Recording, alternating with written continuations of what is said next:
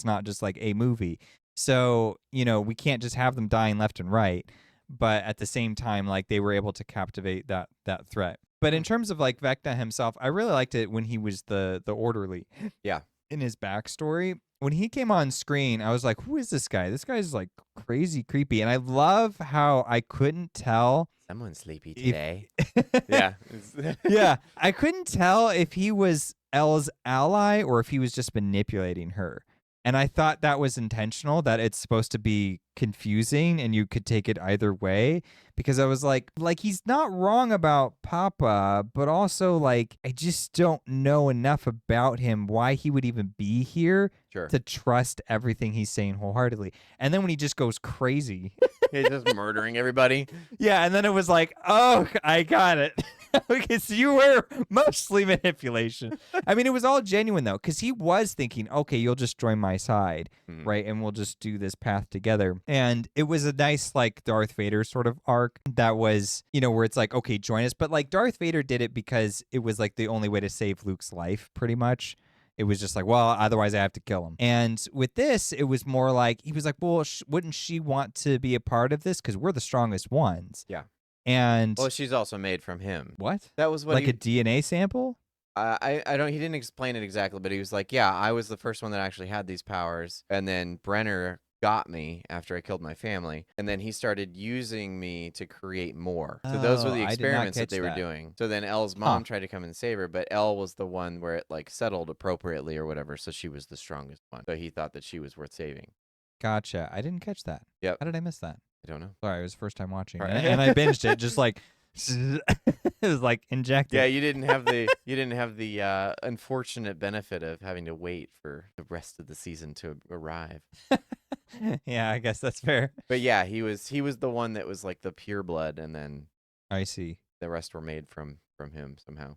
Huh, that's interesting. So she is like a successor or something. She or his child. Yeah. Okay. So what is that referencing now? I know Who knows? it's referencing We'll something. have to figure that out. Okay. So do you get a question now? Can I ask one? Or Yes. Yeah. Because that was mine. Okay. What did you think of one on Vecna?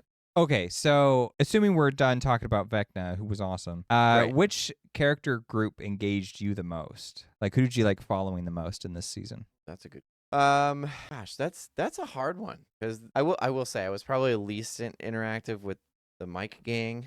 Call it. Oh yeah, the Argyle pothead, and Jonathan Jonathan the pothead, just driving around through Arizona and whatnot. Probably. That's a hard question.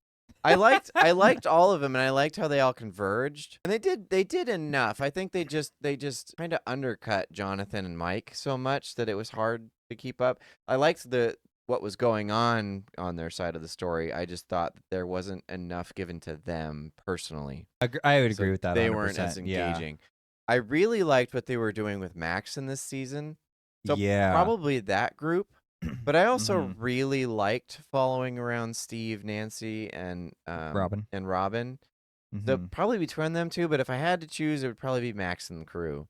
Gotcha. Just because they did such a great job of giving her more of a dynamic character, the way that they were figuring her problems out as time was going. Yeah, I'd probably choose them. Yeah, Max's storyline was great. She really redeems herself as like a truly noble person by the end.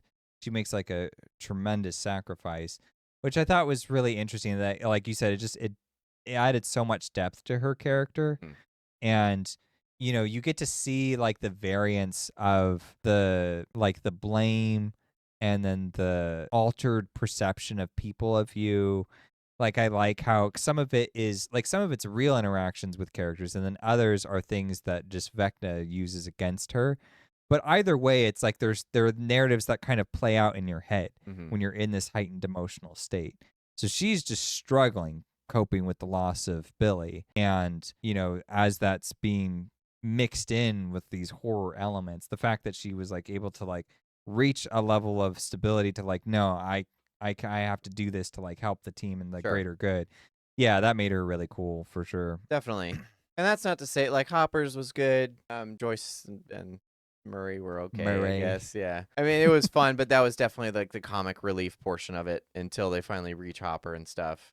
Yeah. So, yeah, I mean, they all had really great value, and I think it was all really entertaining to watch. But yeah, probably Max and crew. And I understand that Steve was and Nancy and all them, they were all together, but then they split They do at the split. end. Yeah. So it's, depends on what part of the show I guess you're asking about. But Well, and then there's that scene where Nancy and Robin team up for a bit, and then they go visit mhm. the guy in like the murderer character in the asylum. And that was really interesting too. It was. I also loved the subtle way in which they played up on holidays because it always releases around a holiday. Yeah. Like season 1 was around Christmas time, Mhm. season 2 was around Halloween, season 3 was 4th of July, and then season 4 was Easter. They Oh. don't actually go to Easter, but she's like, Robin's like, I feel like I'm wearing an Easter Sunday outfit. And I was like, she is. It's spring break. It is Easter. I actually didn't catch that. That's good. That's funny. Yeah, it was real subtle. It was subtle in that it wasn't like, oh, there's Easter Sunday we all have to deal with at some Sure. point. It was just kind of like, oh yeah, it's spring break. Here's Huh. an Easter outfit. Yeah. Good to know. Now I know. I didn't catch that. Okay. All right, Is it go my for turn? it. Yeah, go for it. All right, so I'll just jump back.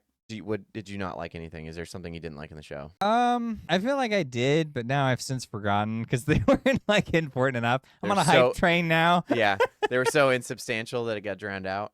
Pretty much, yeah. I mean, I did feel like okay. So the season, I can try to resuscitate them a little bit. The season has some pretty long episodes. Yes. That didn't bother me. I don't mind long episodes, but I did feel like They're probably overlong. They didn't Well, justify their length. Well, no, I just didn't know that it felt like sometimes they were like, well, I'm going to make this episode 20 minutes longer because then I can get to the point where a character is like, almost going to die or it'll be a more better cliffhanger as opposed to being like, well, let's just hour by hour by hour and then find something reasonably good to break it off. Okay. But it's not a problem. It's just like I said, it didn't bother me. I could see some people being annoyed by that, but I don't know. I probably prefer it, to be honest.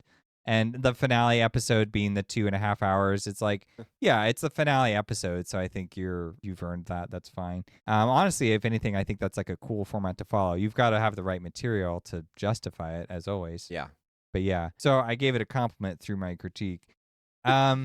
The one thing I will say though is like the last episode was maybe there was a lot of slow-mo. And like I don't gotcha. dislike slow-mo, but it was just like they're shooting Vecna and that's in slow-mo, and then Hopper's fighting this thing and that's in slow-mo with a sword, by the way. And then like this is slow-mo, that's slow-mo. And then his monologue is slow, and then Elle finally coming to her senses and attacking Vecna in full force. That was slow, or that took forever to come about because we needed Mike to say his thing. It just felt like there was a lot of things where I'm like, Get on with it kind of thing. well, nothing could happen quickly. Like, Oh, gotcha. like the part that impacted me the most was when Nancy was threatened, but that wasn't slow-mo. That was just like, oh, by the way, Yep. Nancy's gonna die now, and it was like, what? Nancy's gonna die? No. What? No. So I would, it's not a critique, but what I will say is like, I would encourage them to ease up on the slow-mo because like you've got good material here, and like when you can pull like, be like, oh, you didn't notice that, did you? When you can do that on us, then it's like, oh, sheesh. Now I'm on the edge of my seat. And it's like, if you slow it down, that's kind of this like, oh, let's enjoy. That was great, by the way. That was cool, though. Each moment individually definitely has some weight, but they did all of them like that. Yes. So I think it just kind of disseminated the weight a little bit too much. Okay. All right, so your turn. What do you got? Okay. What was your favorite scene in this season? Oh, man. I thought this been an easy one. Yeah. I will say the first time I watched it, that first episode, when they separate and they both have their victories, is a really great moment because it just kind of starts the season on a high note and then it just drops you. Yeah. Yeah, so I really liked that. I gotta say though, I mean, for what it's worth, Eddie playing Metallica, man, so cool.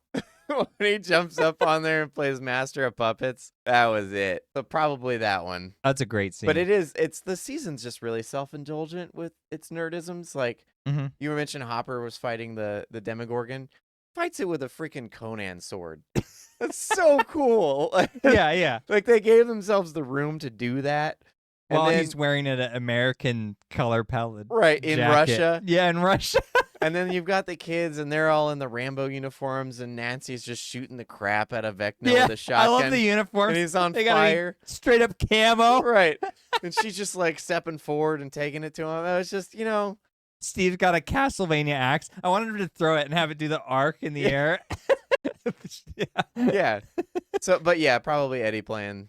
What was yours? I'll just throw that one back. Well, yeah. So that was absolutely the scene where the base where Elle's been training gets attacked. Oh yes. And then it's like this Star Wars assault. They're all and down then, the hallway. Yeah, in the hallway. And then when they come out, then there's the helicopter, and then she's like freaking destroys a helicopter as like That the sniper's cool. trying to hit her. I was like, this is legit. Yep. I love how like fearless she was in that moment. Yeah. Because it was just like all emotional, all this stuff. I love when everybody trying to control me, and then just like, I have control. It was great. I love when they're like looking through the scope and like, where'd she go? And then she turns and she's like right there going after him. And he's like, oh no. Yeah, it's great. It's totally a James Cameron thing. It was. And they definitely put the money into that scene. Like, going behind her with the ball of flame and stuff coming out. Oh yeah, it was like, man, you made sure that this scene really, really impacted everybody. It was trying to. Yeah. Okay. Your scene is a great one though, it's specifically because of how it compares with season 3. Because that's one of the annoying things about that season is that it ends where they contact Susie and she has to give them Plankett's constant or whatever. Planck's content, yeah. Plankton's whatever. Yep, plankton. But never mind. The when they do that, she's like, we have to sing We Never Ending Story. And it was just like felt a little ham-fisted. Yeah, it was like, this is the end of the world.